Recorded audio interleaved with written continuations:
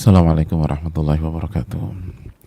Alhamdulillah hamdan katsiran tayyiban mubarakan fi kama yuhibbu rabbuna wa yarda, wa salatu wassalamu ala nabiyyina Muhammadin wa ala alihi wa sahbihi wa man sara ala nahjihi bi ihsanin ila yaumidin, wa ba'd. Hadirin yang semoga Allah muliakan, tidak ada kata yang pantas untuk kita ucapkan pada kesempatan kali ini kecuali bersyukur kepada Allah Subhanahu wa taala atas segala nikmat dan karunia yang Allah berikan dan Allah limpahkan kepada kita. Sebagaimana salawat dan salam semoga senantiasa tercurahkan kepada junjungan kita Nabi kita Muhammadin sallallahu alaihi wasallam beserta para keluarga, para sahabat dan orang-orang yang istiqomah berjalan di bawah naungan sunnah beliau sampai hari kiamat kelak. Hadirin yang Allah muliakan, kita bersyukur kepada Allah Subhanahu wa taala yang telah memberikan kita kesempatan untuk belajar, untuk menunaikan kewajiban kita. Talabul ilmi faridatun ala kulli muslim. Menuntut ilmu agama hukumnya wajib bagi setiap muslim, baik laki-laki maupun wanita. Dan Allah memberikan kesempatan itu kepada kita di hari-hari yang mulia, itu hari-hari yang berada di satu dari 4 bulan haram, Dzulhijjah, bulan-bulan di mana setiap amal soleh pahalanya dilipat gandakan oleh Allah, dan setiap dosa pun dilipat gandakan oleh Allah Subhanahu wa taala. Maka bersyukurlah kita ketika hari-hari ini kita isi dengan ilmu, dan lalu nanti kita upayakan untuk mengamalkan ilmu tersebut. Oleh karena itu marilah kita bersyukur kepada Allah Subhanahu wa taala. Dan kita pun juga bersyukur kepada Allah ketika kita diberikan kesempatan belajar dari salah satu yang terbaik, Al-Imam An-Nawawi rahimahullah, melalui kitab beliau yang berjudul Riyadhus Shalihin. Kitab yang begitu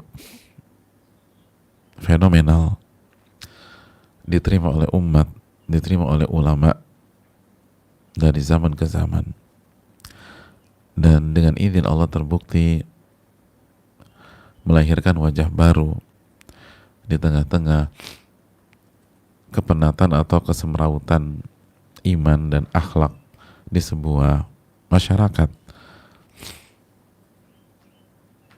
Dengan taufik dari Allah Subhanahu wa taala, lalu kitab ini banyak yang mendapatkan hidayah, banyak yang mendapatkan taufik dari Allah, lalu merubah wajah kehidupannya menjadi lebih baik, lebih beriman dan lebih bertakwa kepada Rabbul Alamin. Dan kitab itu bersama kita pada saat ini. Dan kita masih bersama bab kesabaran, hadits Abdullah bin Mas'ud radhiyallahu ta'ala. Mari kita nikmati hadis ini dengan meminta pertolongan dan taufik dari Allah Subhanahu wa taala. Berkata Al-Imam An-Nawawi rahimahullah, semoga Allah merahmati beliau, keluarga beliau, orang tua beliau, orang-orang yang beliau cintai, guru beliau, dan seluruh umat Islam dimanapun berada.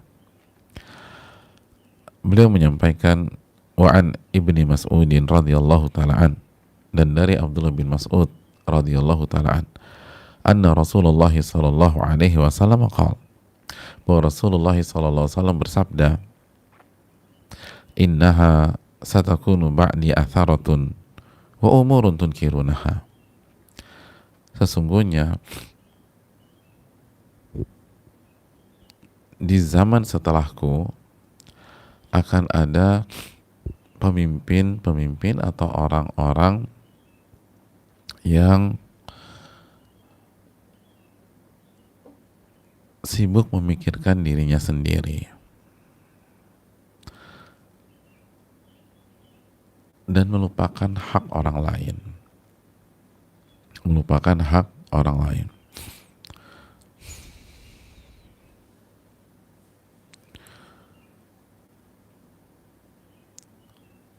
Wa umurun tunkirunaha. Dan hal-hal yang kalian ingkari. Jadi kata Nabi SAW, akan ada tuh nanti orang-orang atau pemimpin-pemimpin yang sibuk memikirin dirinya sendiri dan melupakan hak orang,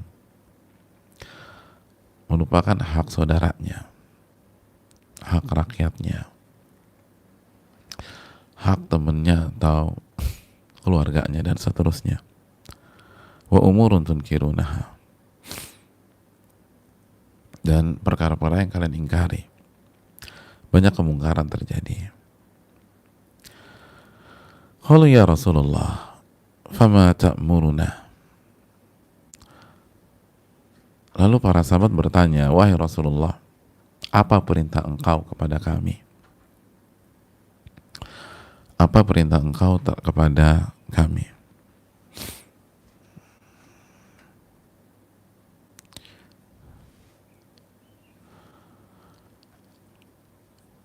Apa kata Nabi SAW? Kalau ngadepin orang kayak begini nih, zolim, egois, mikirin haknya, tapi lupa hak kita nggak dikasih. Jamaah, apa perintah Nabi SAW? Nabi SAW menyatakan, tu'adduna al-haqqa alladhi alaikum wa tas'aluna Allah alladhi lakum. Kalian tunaikan hak orang yang menjadi tanggung jawab kalian. Kalian tunaikan hak dia yang menjadi kewajiban kalian. Wa tas'aluna Allah alladzi lakum, dan mintalah hak kalian yang dia lalaikan itu, yang dia ambil itu, yang ia rampas itu, kalian mintalah kepada Allah Subhanahu wa ta'ala. Mintalah kepada Allah Subhanahu wa ta'ala.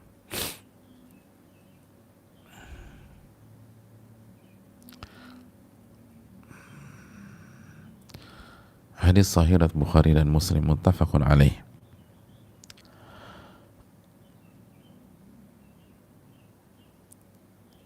Jadi hadirin yang Allah muliakan, lihat bagaimana Nabi SAW memberikan nasihat kepada kita. Nabi SAW memberikan nasihat kepada kita.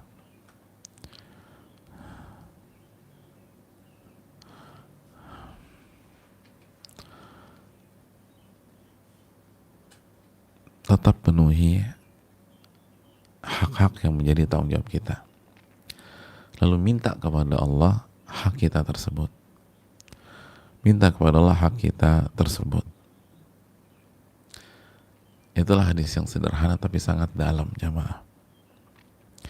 Mari kita ambil pelajaran-pelajaran penting dari hadis ini. Pelajaran yang pertama, jamaah sekalian yang Allah muliakan,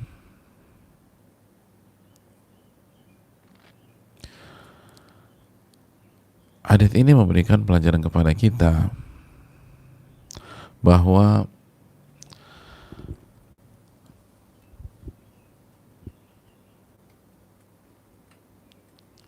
apa yang disampaikan Nabi SAW adalah sebuah kebenaran dan tidak akan serta tidak mungkin meleset.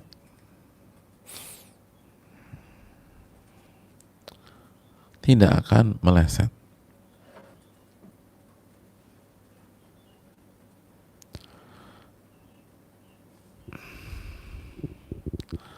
Tidak akan meleset. Ketika Nabi SAW mengatakan akan ada tipe orang atau pemimpin seperti itu, kejadian, jamaah. Walaupun pada saat Nabi SAW bicara dan bersabda belum ada, makanya kan ba'di.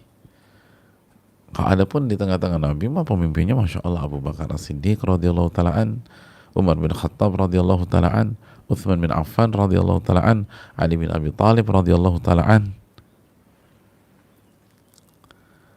Tapi Nabi SAW mengatakan nanti akan ada. Terjadi. Ini kan harus membuat kita semakin yakin dengan Nabi SAW. Dan bukan hanya yakin kepada Nabi, tentu saja yakin kepada Allah Subhanahu wa taala. Inilah yang Allah firmankan dalam surat An-Najm ayat 3 dan 4, "Wa ma yantiqu 'anil hawa in huwa illa wahyun yuha." Wa ma yantiqu 'anil hawa. Dan Nabi tidak berucap dengan hawa nafsunya. Namun wahyu yang Allah berikan kepada beliau. Apa yang beliau sampaikan? Kejadian. Gak ada yang miss. Dan apa yang Allah firmankan atau apa yang Nabi sabdakan sallallahu alaihi wasallam, kejadian. Kejadian. Persentasenya berapa persen? 100% kejadian.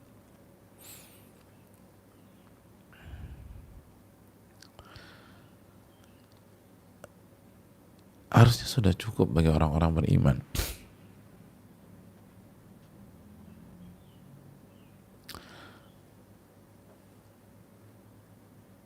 Bahkan yang sebelumnya belum beriman, harusnya beriman.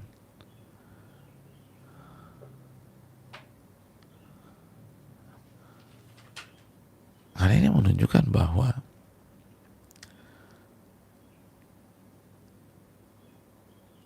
ini adalah sebuah kebenaran. Dan kita nggak boleh ragu mengikutinya. Karena semua resep yang disampaikan benar. Kejadian.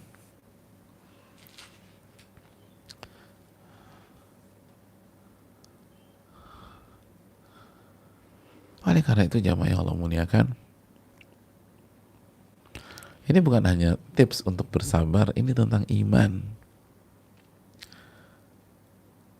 Dan sesuai dengan apa yang Nabi SAW sampaikan.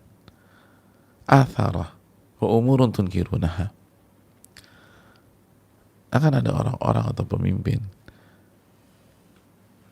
yang hanya sibuk dengan dirinya sendiri dan hal-hal yang diingkari atau yang kalian ingkari. Dan sejarah mencatat itu kan, sejarah panjang umat Islam itu mencatat hal itu. Bagaimana Hajjaj bin Yusuf misalnya, dan para nama-nama di dalam sejarah, di dalam sejarah kita.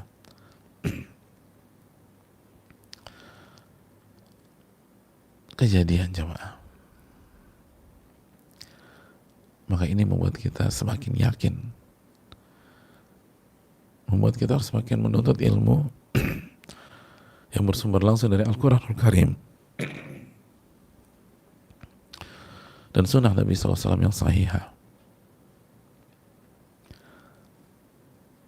Lalu jalankan. Walaupun kita nggak ngerti, ini maksudnya apa sih? Atau belum ngerti. Walaupun nggak sesuai dengan hawa nafsu kita, jalanin.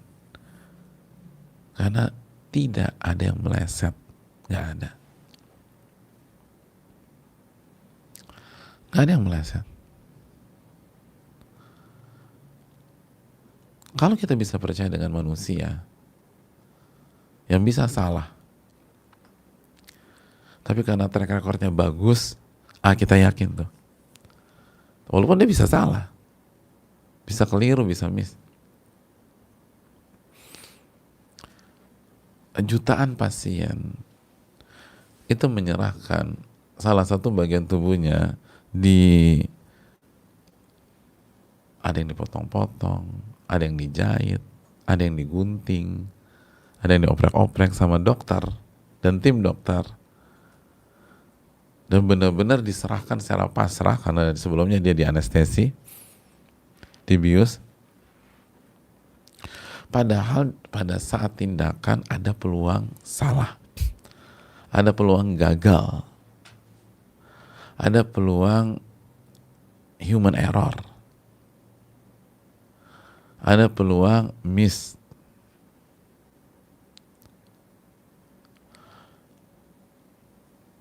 Tapi Percaya. Kenapa? Karena track record dokter atau tim dokter ini tuh bagus. Kita lihat track recordnya bagus nih. Ayo sama dia aja deh.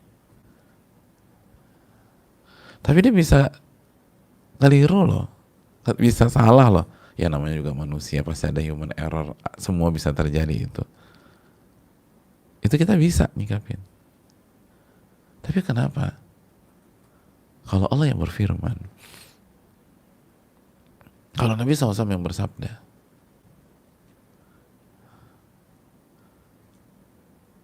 track record bersih, 100.000% bersih, dan nggak mungkin salah. Nggak mungkin pas giliran kita salah tuh nggak mungkin. Wa ma yantiqu 'anil hawa in huwa illa wahyun yuha. Nabi tidak berbicara dengan hawa nafsunya, tapi wahyu. Ya Allah wahyukan kepada beliau. Nggak mungkin salah. Adapun manusia, track recordnya bersih nih. Tapi bisa jadi kesalahan pertamanya sama kita. Pas kita nih, giliran kita ada salah di situ. Mungkin nggak mungkin, namanya juga manusia.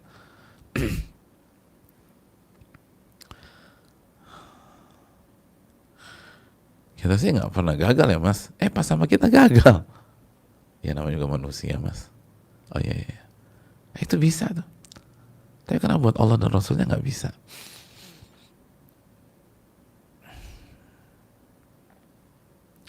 Aku kok belum percaya ya.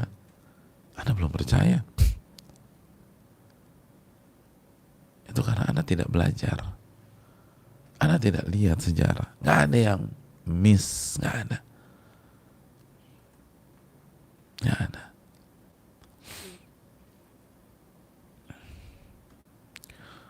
Nabi SAW bersabda, kita tahu dalam hadis Jibril, di antara tanda akhir zaman apa? Yatatawaluna fil bunyan. Manusia akan berlomba meninggi-ninggikan bangunan. Antum lihat aja hari ini.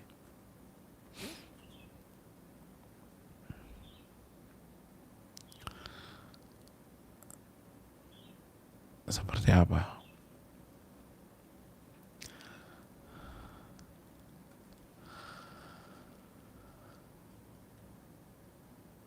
Hadirin Allah muliakan, dan masih banyak hal-hal seperti itu, banyak sekali, banyaknya luar biasa.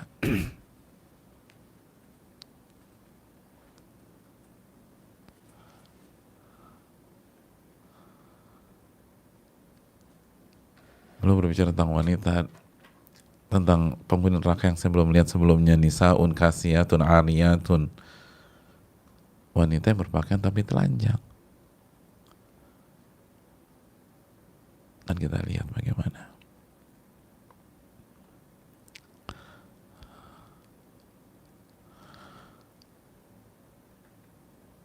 Hadirin yang Allah muliakan, tidak ada yang miss. Tidak ada yang miss. Semuanya terjadi.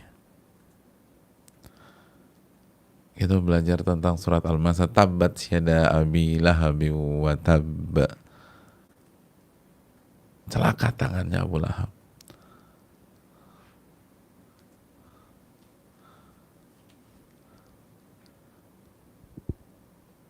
Dan dia akan masuk neraka. Dan gak miss. Abu Lahab. Atau ayat itu turun pada saat Abu Lahab masih hidup. Dan gak pernah dia masuk Islam. Bahkan untuk triki aja enggak. Padahal kita tahu kalau ada strategi, udah saya masuk Islam, saya korbankan, tapi ini pura-pura ya, biar hancur semua itu agamanya Muhammad, misalnya begitu dia bilang keponakannya, dia bisa aja pura-pura masuk Islam dan geger lah orang. Buktinya Abu Lahab masuk Islam tuh, salah dong nih ayat. Tapi enggak tuh, dia nggak masuk Islam, dan dia nggak, dan Allah hilangkan rencana makar seperti itu.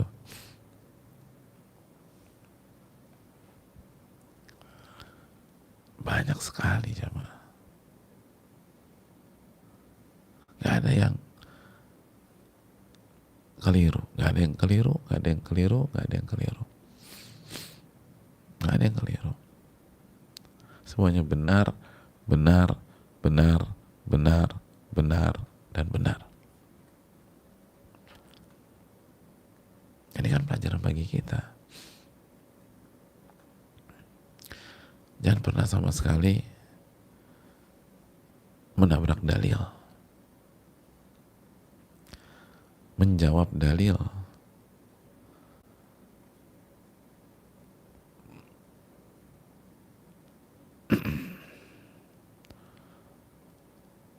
atau bermain dengan dalil.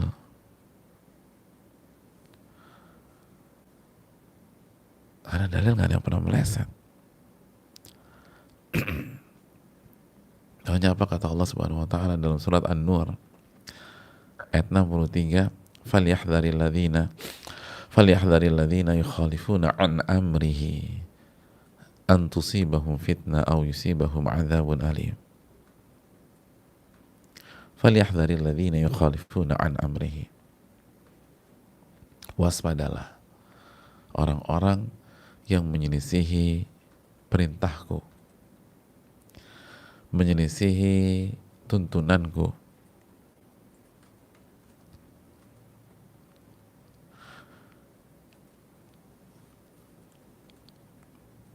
atau perintah Allah, amrihi, perintah Rasul SAW, tuntunan Rasul SAW, konsep Rasul SAW, hal yang dibawa oleh Nabi SAW, ajaran yang dibawa oleh Rasul SAW. Falyahdharil ladzina yukhalifuna an amrihi. Berhati-hatilah, waspadalah. Ini warning dari Allah. Menyelisih Rasul, waspada. An tusibahum fitnah. Dari tertimpa fitnah. Aw yusibahum adzabun alim.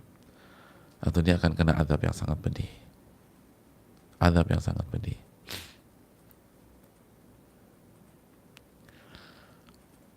Oleh karena itu jamaah sekalian yang Allah muliakan, apa yang dibawa oleh Allah dan Rasulnya tidak pernah luput dan meleset. Termasuk ini.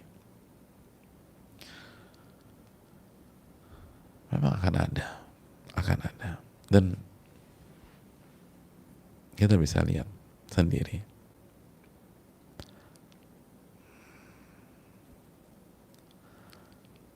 Hadirin Allah muliakan,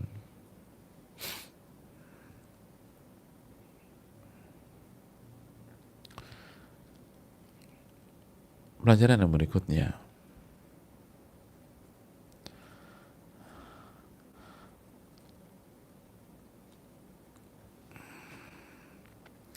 hadis ini memberikan pelajaran kepada kita bahwa bagaimana para sahabat Nabi SAW senantiasa berusaha meminta petunjuk dari Nabinya SAW. Jadi para sahabat itu senantiasa minta petunjuk kepada Nabi SAW. Makanya mereka mengatakan, ya Rasulullah, fama ta'muruna. Wahai Rasulullah, apa yang kau perintahkan kepada kami jika berhadapan dengan mereka? Jadi itulah para sahabat, itulah seorang muslim, itulah seorang yang beriman. Ketika dikabarkan ada sesuatu yang akan terjadi, atau kalau kita yang sedang terjadi atau yang berpotensi terjadi, kalau kita kan nggak tahu hal yang gaib, jadi berpotensi terjadi, maka jangan pakai pikiran sendiri, jangan pakai otak sendiri, jangan hanya mengandalkan pengalaman. Emangnya para sahabat nggak punya pengalaman? Mayoritas mereka orang lapangan.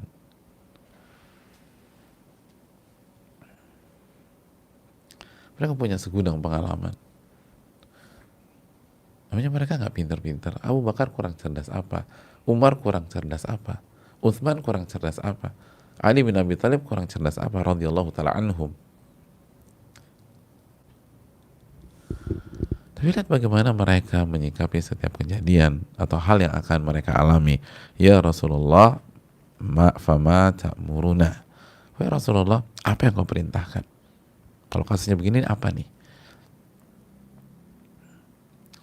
Maka mereka selalu ambil posisi di belakang dalil, yang setia dengan dalil dan mengikuti dalil, mengikuti Al-Quranul Karim dan hadis Nabi SAW dengan pemahaman yang benar, tentu saja pemahaman Rasul SAW dan para sahabatnya.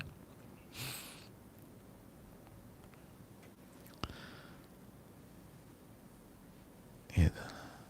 Fama ta'muruna. Kalau bahasa kita siap perintah, udah siap perintah ya Rasul, kan gitu.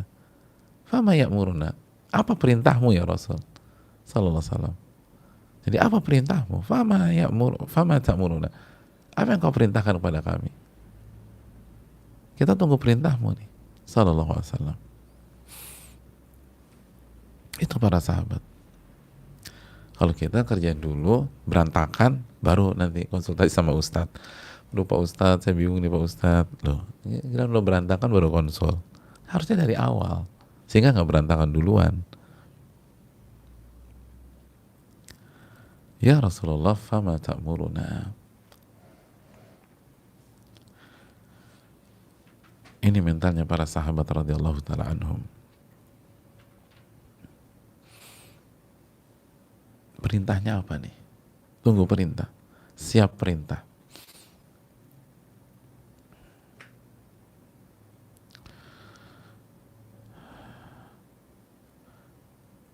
Padahal kondisinya nggak enak loh. Umurun tunkirunaha, perkara-perkara yang kalian ingkari, kalian nggak suka, kalian benci, kemungkaran.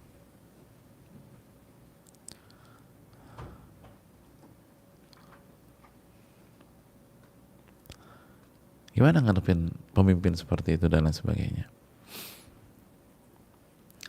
Maka ini pelajaran bagi kita untuk meneladani para sahabat radhiyallahu ta'ala anhum. Ada sesuatu, tanya Nabi SAW. Tanya gimana? Melalui sunnah Nabi SAW. Fas'alu ahla dzikri in kuntum la ta'lamun, bertanyalah kepada ahli ilmu jika kalian tidak mengetahui. Dalam surat Al-Anbiya ayat 7. Oleh karena itu hadirin yang Allah muliakan, ini yang harus kita bangun. Ini yang harus kita bangun.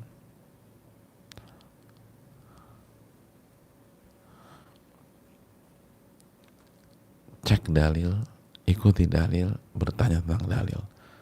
Begitu ada masalah atau akan menghadapi masalah. Pelajaran yang berikutnya, tu'adduna al-haqqa alladhi 'alaikum wa tas'aluna Allah alladhi lakum. Sunnah Nabi sallallahu alaihi wasallam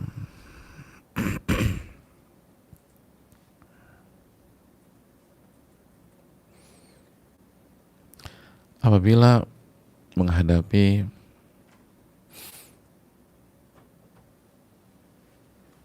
orang-orang seperti itu, pemimpin-pemimpin yang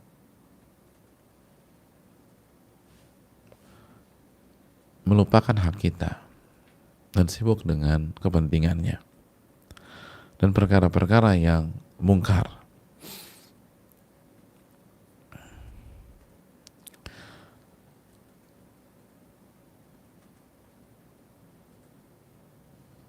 sunnah Nabi SAW adalah tetap memberikan hak mereka.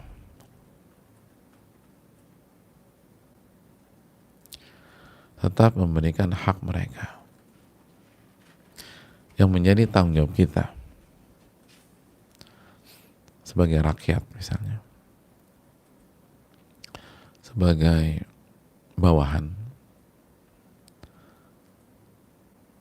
sebagai anggota atau staf.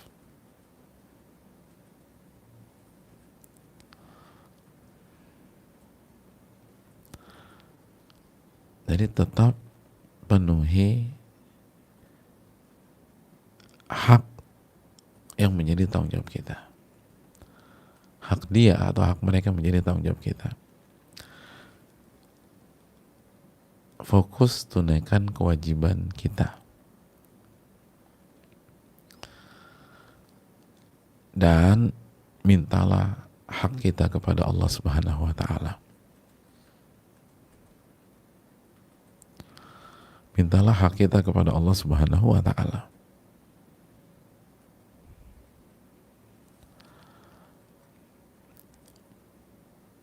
Jadi seperti itu. Penuhi kewajiban kita, penuhi hak mereka, kita taat selama tidak maksiat, taat selama tidak mengajak kepada maksiat, lalu hak kita minta sama Allah Subhanahu wa taala. Minta kepada Allah Subhanahu wa taala.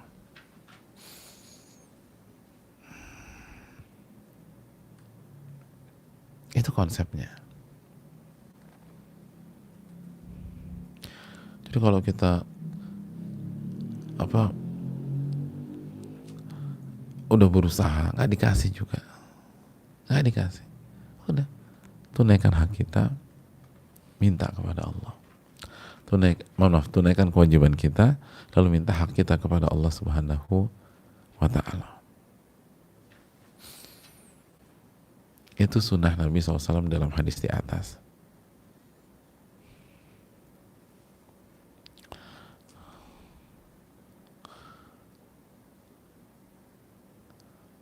Pelajaran yang berikutnya,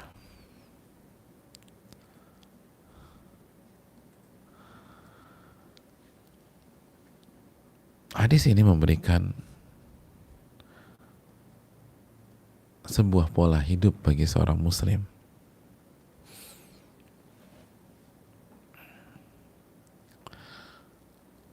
Kalau kita ingin menjadi seorang muslim yang baik, muslim yang sejati, dan punya kualitas yang tinggi, maka kita harus punya mental dan pola menunaikan kewajiban kita. Terlepas hak kita dikasih atau tidak.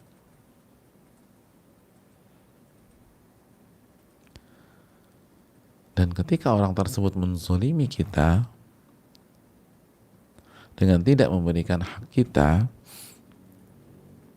maka minta hak itu kepada Rabbul Alamin. Mintalah hak itu kepada Allah Subhanahu wa taala.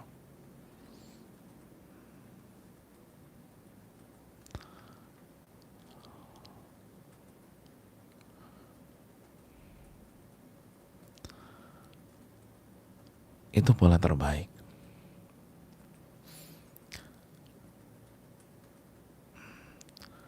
Dan seorang mukmin, seorang muslim itu berpikir, sudahkah saya menunaikan kewajiban saya? Sudahkah saya menunaikan kewajiban saya? Sudahkah saya menunaikan kewajiban saya? Sudahkah saya menunaikan kewajiban saya? Itu pikiran.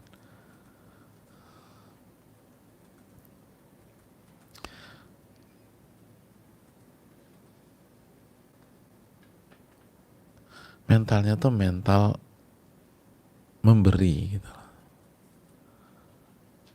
menunaikan.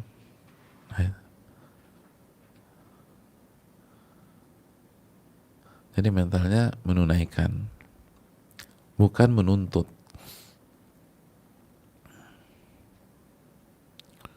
Walaupun itu hak dia. Emangnya nggak boleh? Boleh. Tapi nanti kita jelaskan sedikit. Tapi itu dulu, mentalnya tuh menunaikan, bukan menuntut. Itu. Lihat bagaimana Nabi SAW selama 13 tahun di Mekah.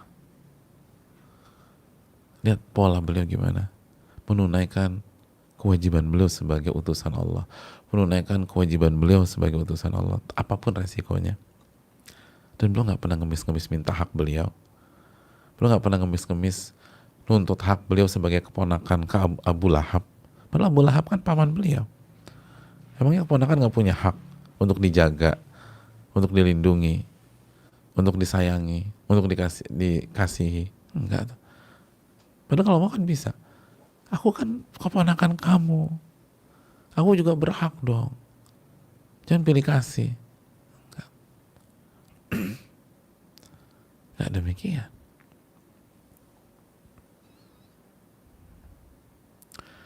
Lihat bagaimana Nabi SAW ketika melihat keluarga Yasir disiksa. Apa kata Nabi SAW? Sabran ala Yasir, fa inna mau'idakumul jannah. Bersabarlah keluarga Yasir, karena janji Allah untuk kalian itu surga. Sabar, disuruh sabar, sabar.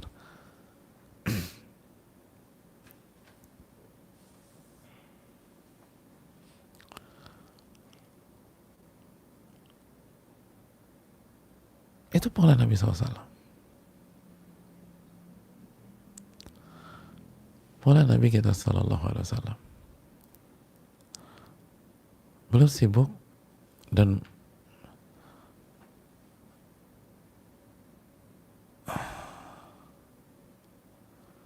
beliau habiskan fokusnya untuk menunaikan kewajiban, menunaikan kewajiban, dan menunaikan kewajiban. Adapun hak beliau serahkan kepada Allah Subhanahu wa taala. Gak ada minta-minta, gak ada nuntut.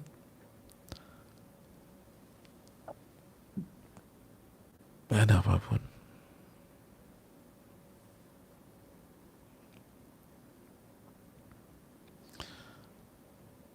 Dan lihat bagaimana beliau mendidik umatnya. Kalau ngeliat pemimpin dan seterusnya, tunaikan kewajiban kita. Lalu minta kita kepada Allah.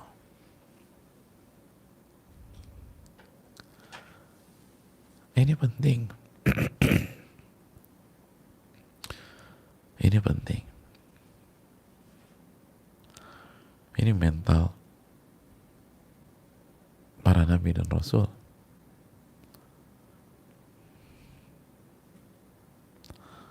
Lihat bagaimana Nabi Yusuf alaihissalam ketika dibuang oleh kakak-kakaknya dan seterusnya banyak. Beliau nuntut hak beliau? Enggak. Kan nuntut hak beliau.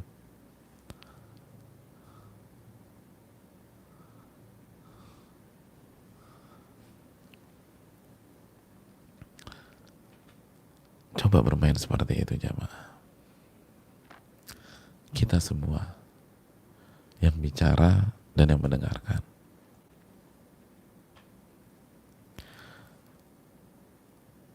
Kalau bisa bermain seperti itu luar biasa. Selalu berpikir kewajiban saya apa? Kewajiban saya apa? Kewajiban saya apa? Kira-kira ada nggak hak orang yang belum kita kasih nih? Hak orang yang belum kita berikan. Dalam konteks pemimpin, itu kita berikan hak pemimpin.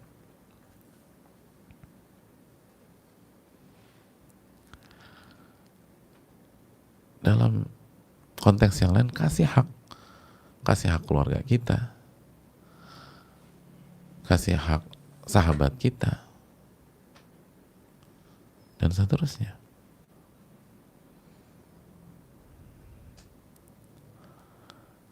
Kewajiban kita, selalu berpikir kewajiban saya apa, kewajiban saya apa, kewajiban saya apa, kewajiban saya apa, dan penuhi hak orang. Insya Allah hidup kita berkah. Berkah. Makanya nasihat Syekh Muhammad bin Muhammad Mukhtar Shinkiti kan seperti itu. Ketika sedang menasihati penghafal Al-Quranul Karim, salah satu nasihat uniknya, kata beliau, ketika diminta gimana sih cara agar bisa menghafal Al-Quran, bisa istiqomah menghafal lalu murojaah dan seterusnya. Kan seringkali kalau nasihat-nasihat yang sering kita dengarkan, disiplin, talaki, setoran dengan guru, terus satu hari berapa wajah atau satu lembar kah atau satu halaman dan seterusnya. Beliau sampaikan itu juga secara umum, tapi salah satu nasihatnya menarik. Kata beliau, alaikum an tu'addu huquqal ghair. tunaikan hak orang lain. Tunaikan hak orang, jangan sampai gara-gara menghafal Quran dan itu bagus banget, tapi pihak lain terbengkalai. Hak keluarga terbengkalai misalnya. Kalau udah menikah hak istri terbengkalai atau hak suami terbengkalai. Kata beliau, insya Allah berkah deh. Anda tunaikan hak orang lain, berkah hidup Anda. Dan insya Allah akan mudahkan menghafal. Jadi menarik sekali nasihatnya. Karena itu konsep Islam. Islam itu ada hukuk, menunaikan hak pihak lain. Dimulai dari hak Allah Subhanahu wa ta'ala. Hak Allah Subhanahu wa ta'ala, mentauhidkan Allah, hanya beribadah kepada Allah, mengimani nama-nama dan sifat-sifat Allah dan seluruh perbuatan-perbuatan Allah Subhanahu wa ta'ala. Lalu hak Nabi SAW,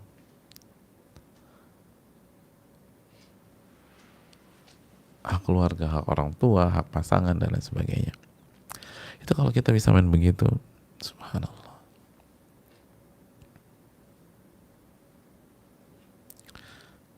Apa kewajiban saya?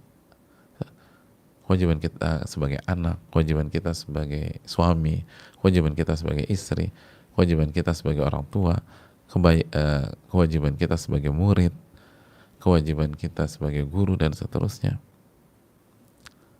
Selalu berpikir demikian. Berpikir demikian. Terlepas hak kita dikasih sama dia apa enggak. Kalau dikasih itu rezeki Allah Subhanahu wa ta'ala kepada kita melalui orang tersebut. Kalau enggak, minta sama Allah. Atau juga yang pada dasarnya itu punya Allah Subhanahu wa ta'ala. Minta sama Allah Jalla wa ala. Minta sama Allah. Makanya kan tas'alulladzi alladzi lakum. Minta sama Allah hak kalian.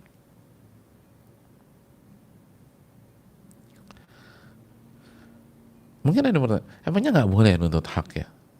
Jawabannya boleh. Boleh. Clear, semua orang belajar fikih pasti tidak ragu tentang masalah ini. Boleh. Makanya ada qisas dalam Islam.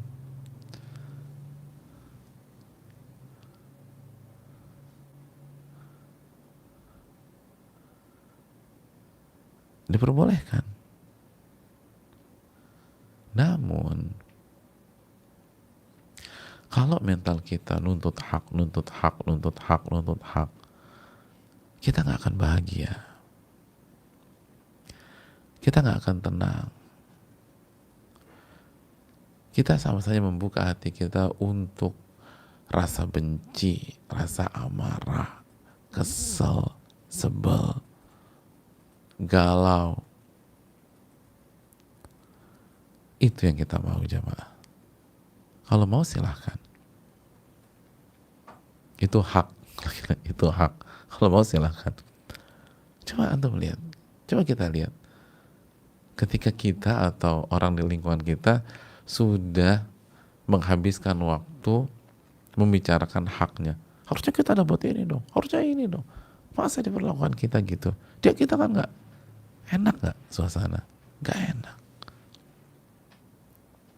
Yang ada marah, kesel, sakit hati, benci. Hadirin, hidup cuma sekali. Lalu kita habiskan waktu kita untuk hal-hal seperti itu. Tapi kalau itu yang kita pilih, itu hak. Ya itu hak orang. Dia boleh nuntut. Dia boleh serang. Tapi apakah kita mendapatkan kebahagiaan dengan cara seperti itu? Kebahagiaan itu didapat dengan iman dan amal saleh. Man amila salihan min dzakarin aw untha wa huwa mu'min falanuhyiyannahu hayatan thayyibah. Barang siapa yang beramal saleh, baik laki-laki maupun wanita dalam kondisi beriman, maka kami akan berikan kehidupan yang bahagia.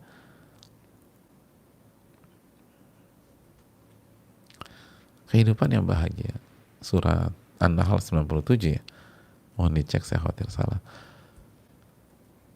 Dan iman dan amal soleh itu kan menjalankan kewajiban dan menjauhi larangan. Itu kan amal soleh, mengerjakan kewajiban, menjauhi larangan. Itu bahagia.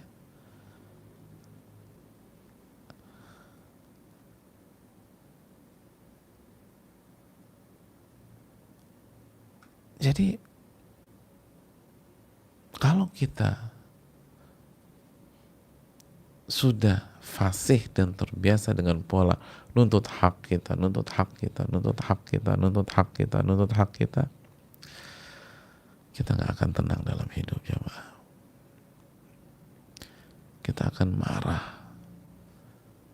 marah dan marah terus isinya. Kita akan komplain, kita akan gibahin orang, ya gibahin orang. Bahkan nggak puas dengan gibah, kita akan fitnah dia.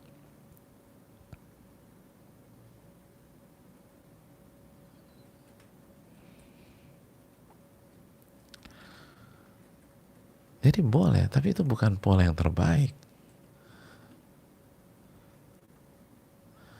Itu bukan pola yang benar-benar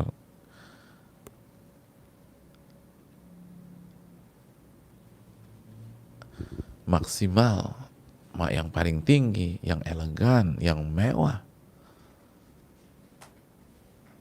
Dan kita akan habis waktu terjerat dengan konsep ini. Nanti nyerang A, nyerang B, nyerang C, nyerang D, nyerang E. Enggak.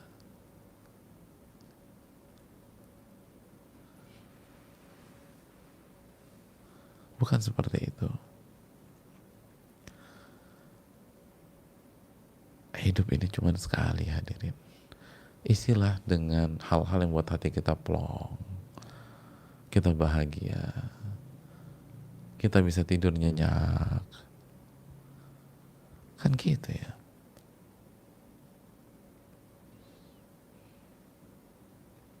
Makanya kan Al-Imam Abu Nu'aim dalam Hilyatul Awliya kan menukilkan ucapan sebagian atau ucapan salah satu ulama tentang balas dendam. Boleh nggak kita balas dendam? Artinya membalas sesuai dengan rambu-rambu syariat ya. Atau kesal atau marah dan sebagainya. Jawabannya boleh, tapi Anda nggak akan dapatkan tidur nyenyak.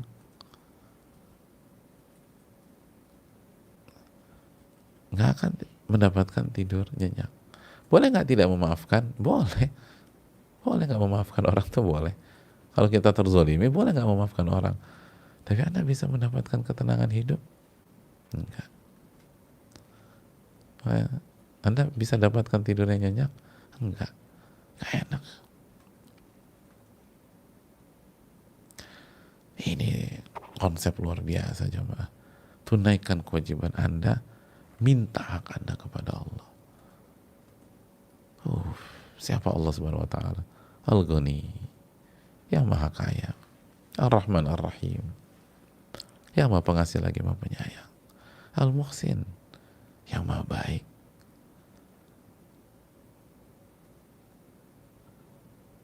Al-Azim, Al-Karim, Al-Karim, jemaah, yang Maha Dermawan.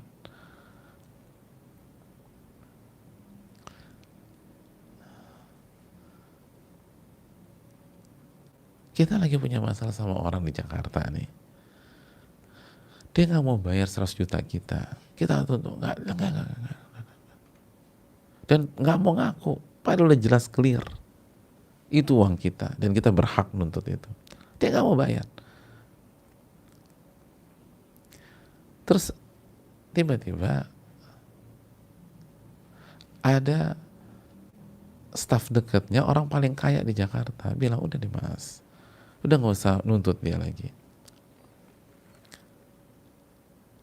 udah minta aja, berapa sih 100 juta, minta sama bos saya aja,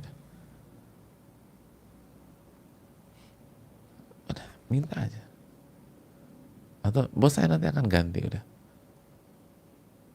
nggak usah minta, bos saya akan ganti, tapi lepas aja orang itu, lepas orang itu nanti bos saya yang ganti. Terus kita lihat nih orang, iya, kita tahu nih namanya nih, Dia paling kaya di Jakarta. Kira-kira kita lepas tuh orang nggak? Lepas, ngapain nyencar dia terus? Dia juga nggak mau ngaku. Udah, saya ambil opsi ini aja. Dan kemungkinan besar dilebihin sama dia orang. Apa arti 100 juta? Ada artinya bagi orang-orang kaya di Jakarta. Lalu pertanyaan, apa arti hak kita di hadapan Al-Ghani yang maha kaya, di hadapan Al-Karim yang maha dermawan? Nggak ada artinya apa-apa. Ketika Allah lihat kita bersabar, kita legowo, kita ridho, Allah ganti. Yang kasih rizki kepada kita kan bukan yang megang hak kita. Dia mah cuma media doang. Dia hanya kurir rizki kita dari Allah Subhanahu wa Ta'ala. Allah bisa pakai dia, Allah bisa pakai yang lain. Apa susahnya bagi Allah Subhanahu wa Ta'ala? Gak ada susah-susahnya.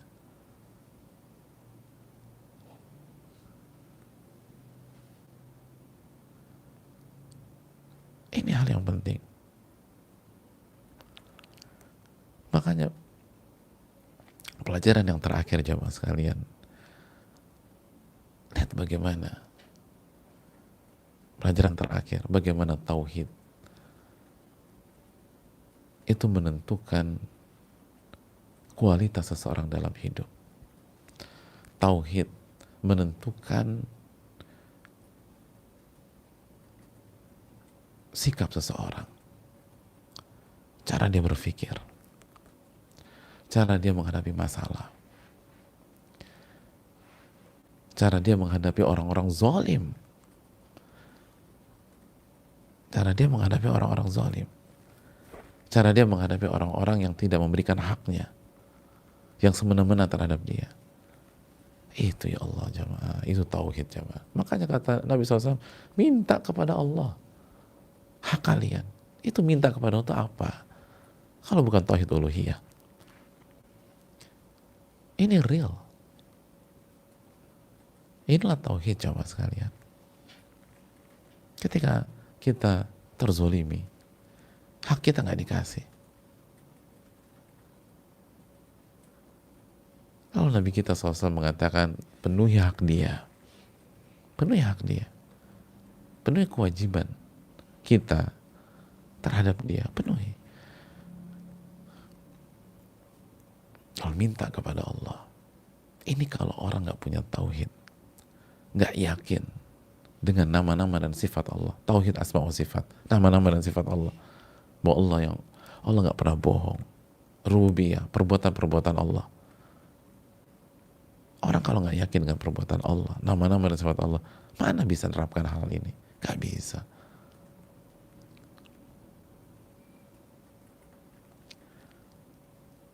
Ini kuncinya tauhid. Itulah alasan kenapa para ulama, para guru-guru kita, para guru-guru kita yang senior, mendidik kita untuk selalu menekankan tauhid kepada umat, menekankan pentingnya tauhid kepada masyarakat. Itu alasannya kenapa para ulama kita, para guru-guru kita, para senior-senior kita, para ustadz-ustadz,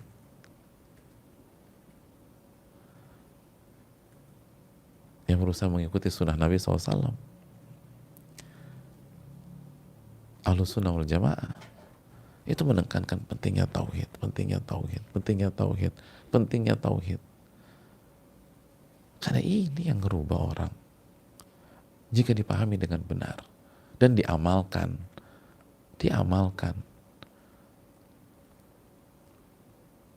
Anda yakin nggak bahwa rezeki itu di tangan Allah, bukan di tangan tuh orang? Yakin? Ya udah, tunaikan hak Anda kepada dia, lalu minta sama Allah. Kalau dia mau bayar, alhamdulillah. Kalau nggak bayar, rezeki Anda bukan di tangan dia kok. Dan bukankah inti kita hidup kan bukan nuntut hak kita kepada dia.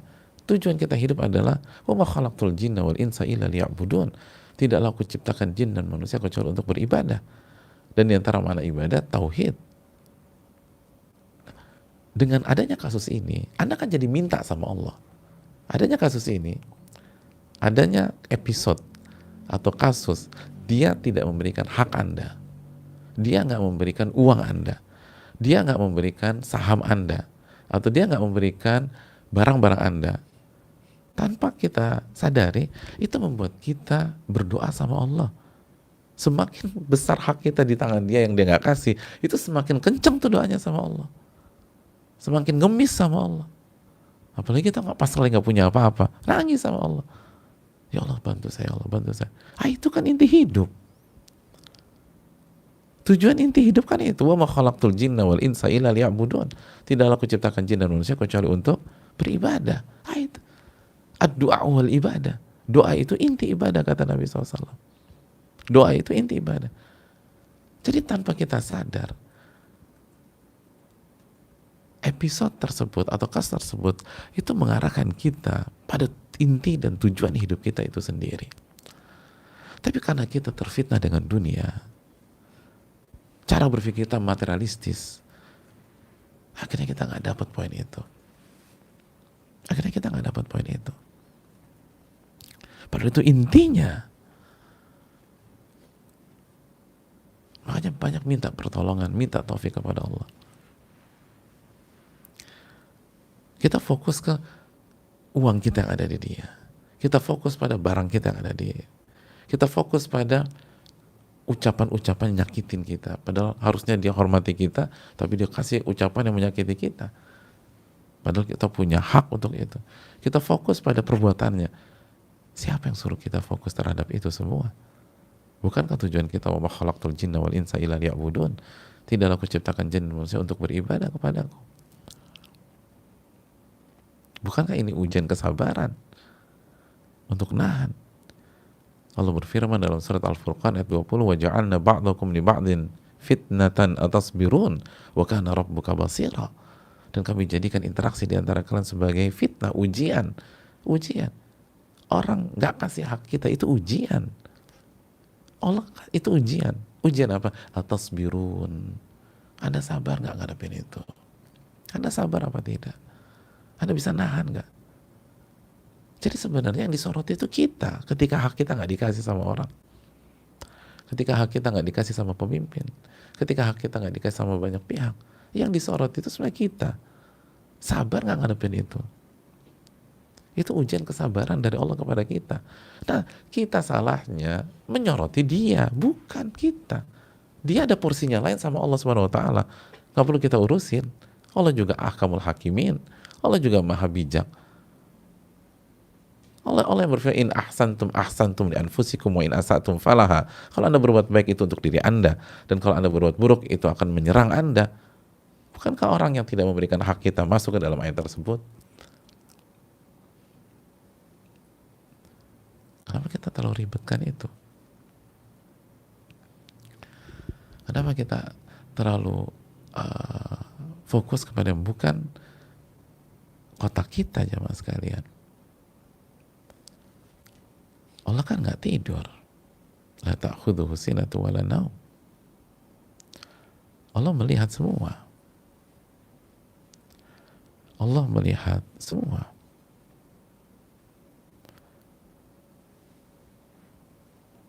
Jadi ingatlah bahwa ini adalah ujian.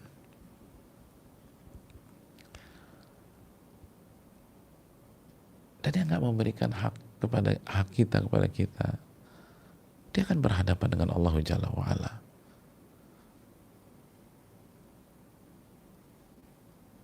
Masih ingat surat Ibrahim ayat 42, jamaah? Allah Subhanahu wa taala berfirman, wala tahsabannallaha ghafilan amma ya'malu dhalimun. Wala tahsabannallaha ghafilan amma ya'malu dhalimun. Anda jangan sekali-kali berpikir bahwa Allah lalai dalam mengetahui apa yang dilakukan oleh orang-orang zalim itu. Jangan berpikir Allah nggak tahu. Jangan berpikir Allah lalai. Jangan berpikir Allah miss ketika ada orang yang zolimin kita, lalu kayaknya hidupnya lancar-lancar aja. Lalu kayaknya hidupnya itu langgeng-langgeng aja. Lalu kelihatannya hidup dia itu fine-fine aja. Lalu terlihat dan kesannya hidup dia itu pelong-pelong aja. Lalu kita bilang, kayaknya Allah kelewatan deh. Loh, wala tahsabannallaha ghafilan amma ya'malu dhalimun. Anda jangan pernah berpikir seperti itu. Allah nggak pernah lalai. Allah tahu bahwa dia zolimin Anda. Bahkan Allah tahu dia zolimin Anda sebelum Anda tahu dia zolimin Anda. Betapa banyak dari kita nggak tahu bahwa si A itu zolimin kita, si B zolimin kita. Kenapa? Karena dia zolimin kita di belakang kita. Di depan kita manis, baik, segala macam. Di belakang kita nusuk, jelek-jelekin, dan seterusnya. Hadirin Allah muliakan. Jadi Allah tahu sebelum kita tahu. Allah tahu di saat kita nggak tahu dan nggak pernah tahu. Bisa jadi sampai meninggal kita nggak tahu. Bahwa si A zolimin kita, si B zolimin kita, si C zolimin kita, si D zolimin kita. Kita nggak pernah tahu. Kita pikir orang semua baik sama kita. Ternyata nusuk kita dari belakang. Kita nggak pernah tahu. Tapi Allah tahu. Allah tahu. Wala tahsabannallaha ghafilan amma ya'malu dhalimun. Terus kenapa kok kesannya dia lancar-lancar aja sih Ustaz? Padahal dia udah zolimin aku loh Ustaz. Coba lanjutkan ayatnya. Innama yuakhiruhum liyaumin tashkhasu fihi al-absar. Allah bukannya nggak tahu, Allah tahu. Tapi Allah tangguhkan. Allah tangguhkan mereka sampai hari kiamat nanti. Hari di mana mata-mata terbelalak. Hari yang menakutkan. Hari yang pasti terjadi. Hari di mana Allah berfirman dalam surat At-Tariq, yauma tublas sarair. Hari di mana seluruh rahasia terungkap. Seluruh skandal terungkap dan terkoyak. Innama yuakhiruhum liyaumin tashkhasu fihi al-absar. Kalau begitu buat apa kita pusingkan hak kita? Buat apa kita ribetkan itu? Kita juga pasti dapat kok. Kalau sekali lagi, kalau bulan ini rizki kita 200 juta, walaupun orang bawa kabur 200 juta, kita akan dapat 200 juta dari jalan yang lain. Kita akan dapat. Apa kata Nabi SAW dalam hadis Ibn Abbas? Lo annal ummata law ijtama'at ala an yanfa'uka bi syai'in lan yanfa'uka illa bi syai'in qad kataballahu lak. Apabila seluruh umat manusia bersepakat, berkoalisi untuk memberikan manfaat kepada Anda, mereka nggak akan berhasil kecuali apa yang Allah takdirkan kepada Anda. Walau ijtama'u ala an yadurruka bi syai'. Dan kalau mereka bersepakat untuk memudaratkan Anda, jangankan satu orang yang zalimi kita, seluruh umat, kata Nabi SAW, seluruh umat ingin menjatuhkan kita, lan yadurruk, mereka nggak akan berhasil menyakiti Anda, mereka nggak akan berhasil menjatuhkan Anda, illa, kecuali apa yang Allah takdirkan bagi Anda. Jadi kalau itu memang hak kita di sisi Allah, kita akan dapat. Kita akan dapat. Makanya sabar, sabar, sabar. Dan kedepankan tauhid kepada Rabbul Alamin. Tauhid yang real. Tauhid yang real. Ini yang bisa disampaikan, semoga bermanfaat. Wassalamualaikum warahmatullahi wabarakatuh. Semoga Allah memberikan kita ilmu yang bermanfaat dan menjauhkan kita dari ilmu yang tidak bermanfaat, melindungi kita dari ilmu yang tidak bermanfaat. Rabbana taqabbal minna, ya Allah terimalah amal ibadah kami, dan ampunilah segala dosa dan kekhilafan kami, dan apabila ada yang benar itu datangnya dari Allah dan Rasulnya, dan kalau ada yang kekeliruan maka itu dari saya dan dari syaitan, dan buanglah apa yang saya katakan jika keliru, dan ikutilah firman-firman Allah dan hadis-hadis Nabi sallallahu alaihi wasallam, sebagaimana nasihat dari Al-Imam Asy-Syafi'i rahimahullah, idza khalafa qawli qala ar-rasul fadribu biqawli ardal haid. Apabila ucapanku tidak sesuai dengan ucapan Nabi SAW, maka buang saja ucapanku ke tembok. Kalau beliau mengatakan demikian, apalagi kita yang bukan siapa-siapa. Semoga Allah memberikan kita ilmu yang bermanfaat. Subhanakallahumma wa bihamdika, asyhadu an la ilaha illa anta, astaghfiruka wa atubu ilaik. Assalamualaikum warahmatullahi wabarakatuh.